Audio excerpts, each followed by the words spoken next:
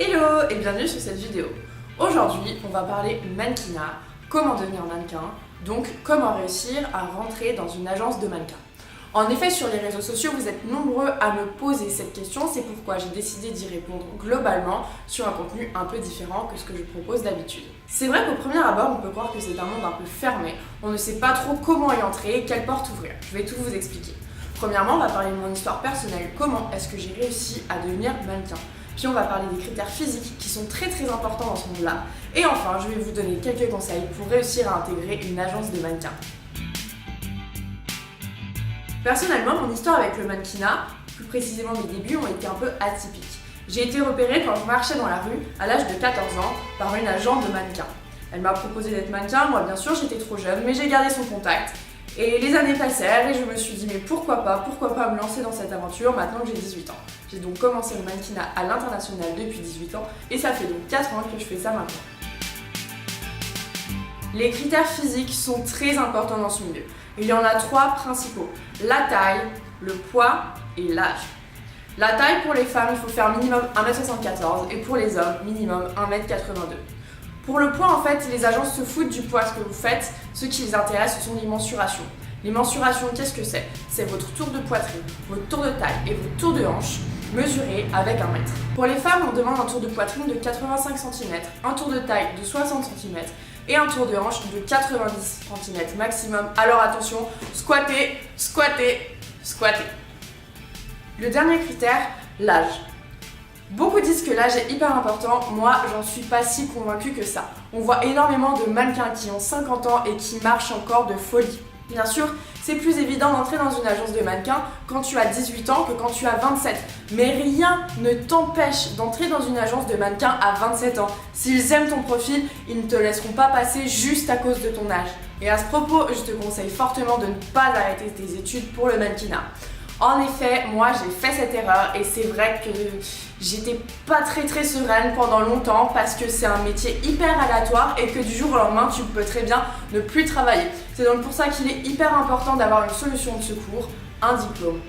Attention, personnellement je pense qu'il y a d'autres critères à avoir pour devenir mannequin et ça se passe là-dedans. En effet, c'est un milieu où vous êtes amené à voyager énormément et à vivre seul. Qui dit solitude dit loin de ses amis, dit loin de sa famille et il faut avoir la tête froide. Il faut pas tous les soirs déprimer quand on rentre chez soi parce que clairement c'est pas tenable sur le long terme.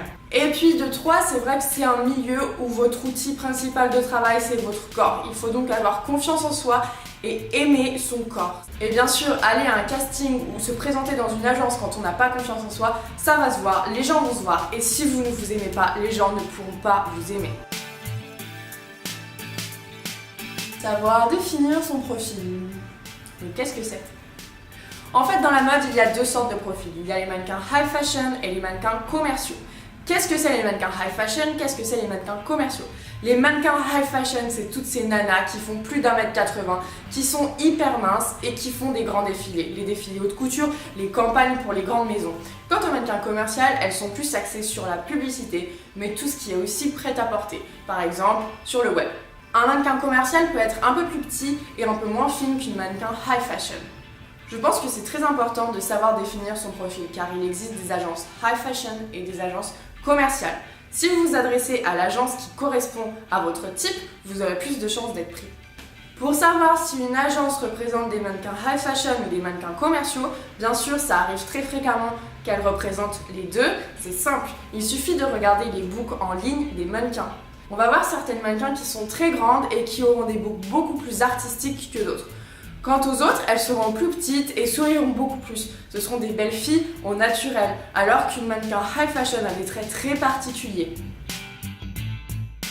Entrer dans une agence. Ça paraît compliqué comme ça, hein. Non, je vous rassure, ça l'est pas du tout.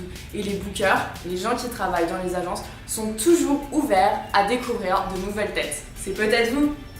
Pour cela, c'est très simple. Sur chaque agence, il y a une rubrique devenir mannequin ou candidature. Bref, tout ça, ça veut un peu dire la même chose. Quand vous ouvrirez la rubrique, vous verrez qu'ils vous poseront quelques questions du style âge, mensuration, taille, bref, tout ce dont j'ai parlé précédemment. Et ensuite, ils vont vous demander d'envoyer des polars. Mais des polars, mais qu'est-ce que c'est? En fait, c'est très simple. Les pollas sont des photos hyper naturelles de vous, prises très rapidement. Alors pas besoin de vous prendre la tête à trouver un photographe. Votre papa, votre maman, votre meilleur ami peut très bien le faire. Pas besoin non plus d'un appareil professionnel. Un téléphone fera amplement l'affaire. Ces photos doivent être très naturelles, c'est-à-dire pas beaucoup de maquillage, de la bébé crème et du mascara grand maximum et un habillement très simple. Un débardeur où on voit bien votre corps et un jean slim feront largement l'affaire car ils veulent voir votre corps et non pas votre super goût en matière de mode. Donc vous l'avez compris, pas besoin d'être un pro pour faire des pollas. Par contre, il y a quand même quelques règles à respecter. Il faut faire des photos de plein pied et des photos portraits plus rapprochées. Il y a aussi 3 poses à bien faire pour les pollas. De profil, de 3/4 et de face. Une expression naturelle fait amplement l'affaire, ils veulent voir votre vraie beauté et ce qu'ils pourront faire par la suite de votre vraie beauté. Voilà, maintenant vous savez à peu près tout pour envoyer votre candidature en ligne. Ensuite, il est fort possible que l'agence vous recontacte afin de vous proposer un rendez-vous. Dans ce cas, c'est hyper bon signe, ça veut dire que l'agence est intéressée par ton profil. Car non, ils ne perdent pas de temps à rencontrer tout le monde. Donc tu peux déjà y aller zen et pas besoin de stresser pour ce rendez-vous. Enfin, bien sûr, je ne veux pas te donner de fausses joies non plus. Pour le rendez-vous, on reste dans la même optique. Un habillement très simple et pas beaucoup de make-up encore une fois. Sinon, ils vont te faire te démaquiller tout simplement. Donc oublie le contouring et le rouge à lèvres hyper rouge, ça sert à rien. Tout d'abord, il risque de te poser quelques questions. Pourquoi souhaites-tu devenir mannequin? Quel âge tu as? Quel temps es-tu prêt à consacrer au mannequinat? Et puis ensuite, il risque de vouloir refaire des polaroids de toi, cette fois à l'agence. Encore une fois, pas besoin de stresser. Ils ont l'habitude de rencontrer des mannequins débutants ou des gens qui ne savent pas encore comment poser. Et tu vas voir, de toute façon, ça vient hyper naturellement au fur et à mesure. Et ensuite, attention, peut-être qu'ils te demanderont de marcher. Savent que tu n'es pas une professionnelle et ils t'apprendront par la suite à bien marcher. C'est plus pour voir comment tu bouges dans un premier temps. Donc n'oublie pas de prendre des talons avec toi pour ce rendez-vous. Des talons comme ça feront largement l'affaire, tu n'as pas besoin des derniers Louboutin et de toute façon Louboutin c'est pas confortable et nous on veut du confort avant tout. Eh bien écoute, je pense que le rendez-vous est fini et j'espère que ça s'est bien passé pour toi. Je pense t'avoir donné assez de conseils pour que tout se déroule bien. Maintenant, à toi de jouer et je croise les doigts, je suis avec toi. J'espère que cette vidéo a pu t'éclairer, t'a plu et a pu te donner des conseils pour rentrer dans une agence de mannequins. Si tu as d'autres questions, n'hésite pas à me les poser sur mes réseaux sociaux, je suis hyper ouverte à ce genre de questions. Je te souhaite une bonne continuation et peut-être à une prochaine vidéo. Allez, bye! Il y en a qui, pendant qu'ils défilent, mangent rien, ou des pommes. Moi, c'est mon 3e gâteau. Tu veux de l'eau? Pour notre mariage?